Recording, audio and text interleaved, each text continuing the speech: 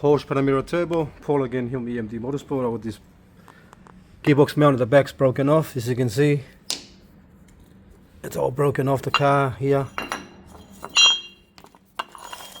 And this is the brand new one, and the brand new one's held in from the other side by these ones here. And this is what happened. They're broken off, and you get vibration, hesitation from the actual car when you're driving the vehicle. So we're putting the brand new one now. So you can see the new rubber there. Usually, if you can lift it up together with the actual mount, that means your mount is good. But this one here, if you lift it up, there's nothing there anyway. It's just sitting there. The only thing holding it was just the bolts. 3 bolts here, but that was already loose already, so causing a vibration from the gearbox.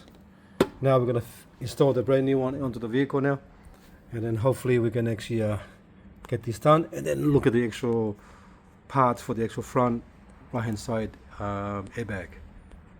Alright, thanks for watching, and please subscribe.